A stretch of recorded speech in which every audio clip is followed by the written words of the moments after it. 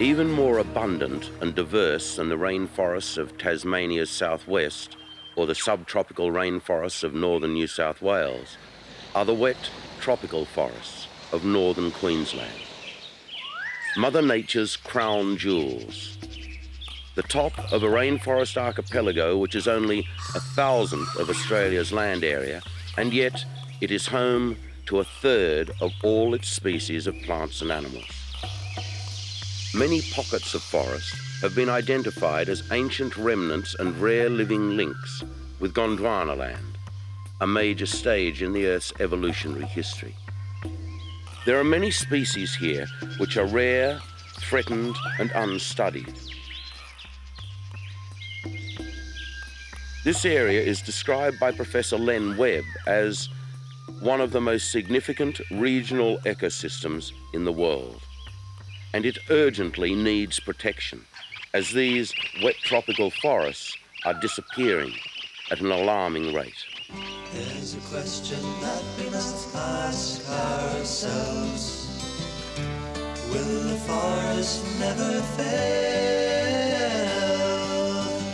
They've put a price on our heritage. In 20 years it's another tale. From the mountains to the reef, there's a promise we must keep, to be sentries in our sleep. And no chainsaws will there creep into the forest so deep. It's not yet time to weep. It seems so short a time since I saw you last. But now the present has gone past. No forest stands before me now, just a rusted dozer and a plough.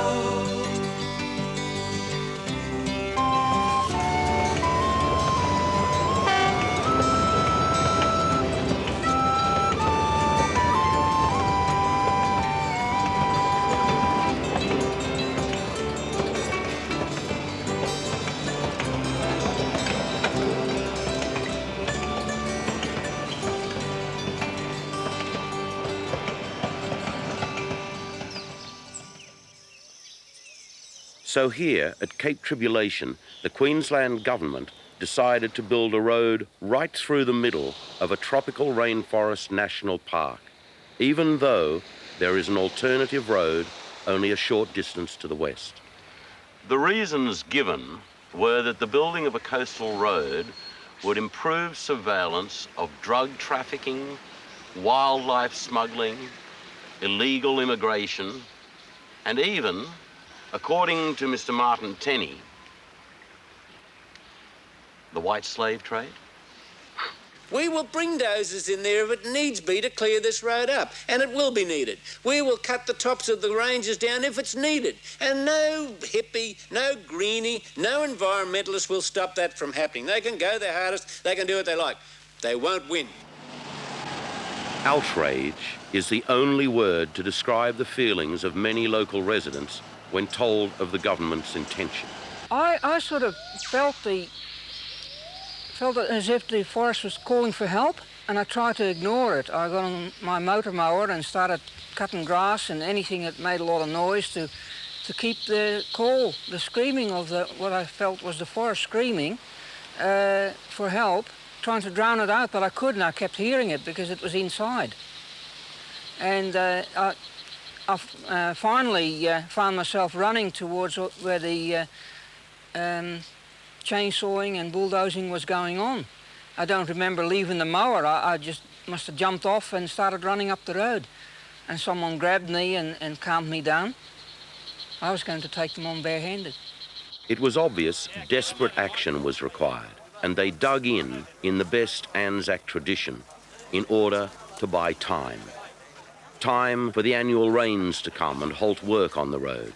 Time for the weight of public opinion to support the federal government against the state government and stop the road as they had stopped the Franklin Dam. And time to present their case through the media to the people of Australia. It's the only place where the rainforest goes right from the mountains down to the reef.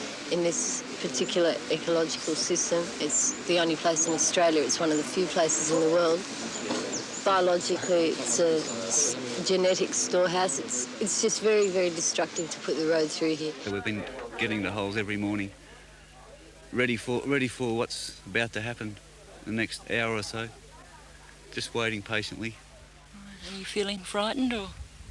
A little bit, not too much, but I know everything's going to be all right. I know it's plenty of friends are around, so fine. Yeah, everything's just fine.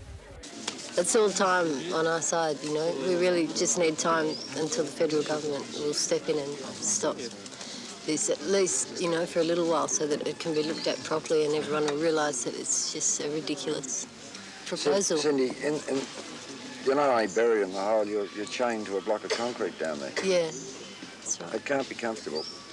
Oh, it's not too bad.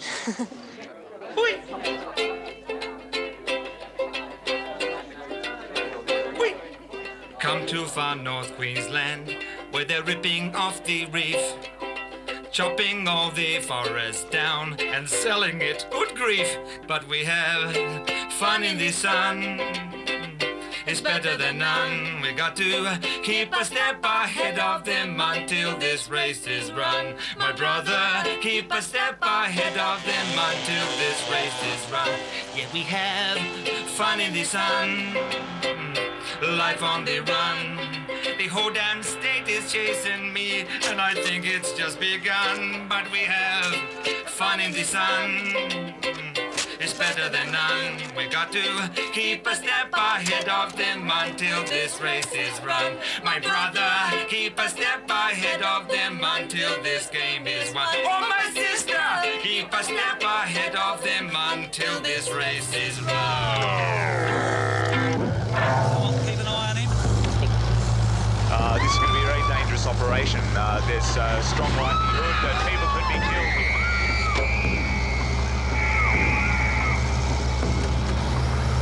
Feeling frightened?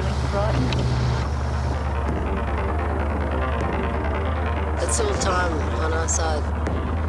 And everyone will realise that it's just so ridiculous. Cindy's fine as well. It's taking now 4 police to carry her out of the way.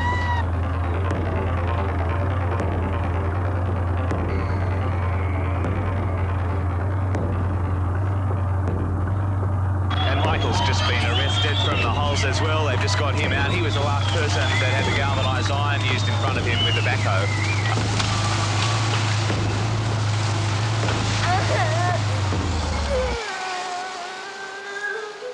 Police stopped the media from filming any action beyond this point. As the road continued, so did the protest. One lone radio reporter slipped through the police cordon on what was to be the last confrontation by protesters in defence of this rainforest. Her name is Bronwyn Bashford. This is her report. Save the Daintree, here I'll be all. It means the world to you and me. Save the Daintree, here I'll cry. It's just a little after 8:30 on Saturday night. I'm walking along the beach at Cape Tribulation. I've got wet feet, but the idea is that we create a diversion so that some of the protesters can supply the guys up the trees with a little bit of food. It means the world to you and me. So come and join us in our fight, don't be afraid. Come and join us while there's something left to save. People power is the greatest weapon yet. Why don't we put it to the test? Save the Daintree. At the moment, there's about 100 of us walking along the beach. There won't be any violence. Well, we hope there won't be any violence.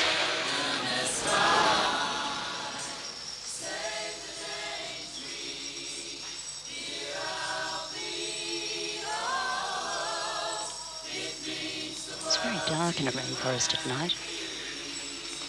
at the moment, all the protesters and I, with my wet tennis shoes, are kind of stumbling through the bush.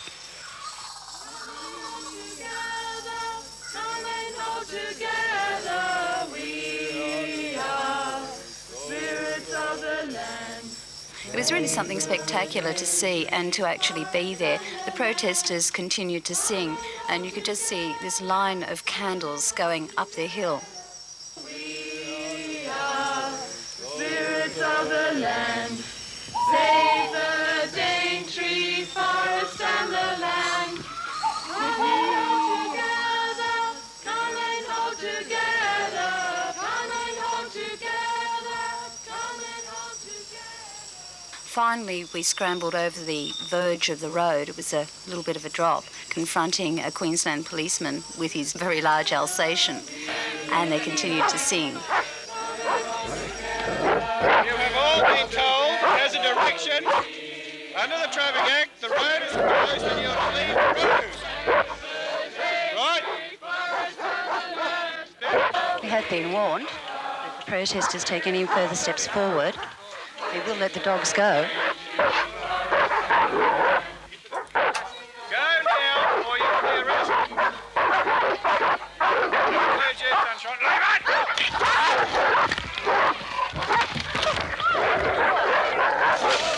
Get him off! Get him off! It's on the news.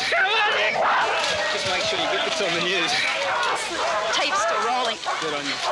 I don't know about me. I'm not quite sure how far the dogs are behind us, but I really wouldn't like to think about it at the moment. I saw a protester myself, dragged down the street by a dog. I've never really done anything like this before. I think I'm reasonably petrified.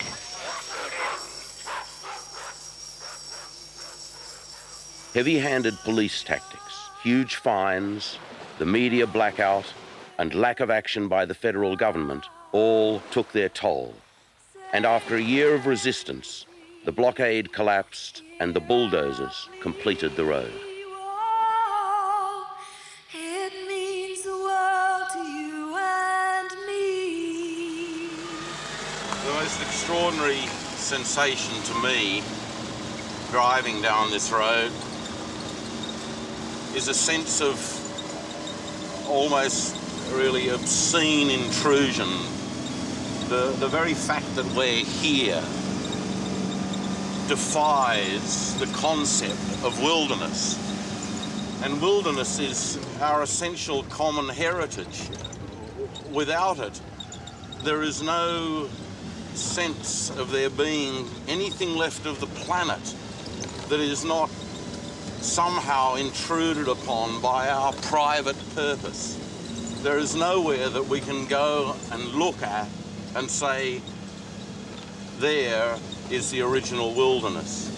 Surely there must be somewhere in these few tiny places that we have left where we do not need to thrust and intrude into this primeval world that we all share in this awful way. Look at this. This is not the desert, although you'd be forgiven for thinking so. It is the road in the dry season. Just below this road is the Great Barrier Reef, one of nature's most wonderful manifestations and prized by people the world over. Every year, the wet season comes to this part of the world with its cyclones and rainfall that is measured in meters. And every wet season, since this road was built, there have been thousands of tons of earth washed off the road and onto the reef below, condemning it to death by siltation. The federal government has described this road as an act of vandalism, but have done nothing to stop it. If these forests were to be listed with the World Heritage Commission, the damage could be stopped and in time it would heal. As Professor Endress wrote to the Australian Heritage Commission, the region is really a priceless and irreplaceable possession of mankind as a whole. A disturbance and destruction of the tropical forests of northern Queensland would be a global fraud to the future of mankind. But right now, for the wet tropical forests, it really is 1 minute to midnight.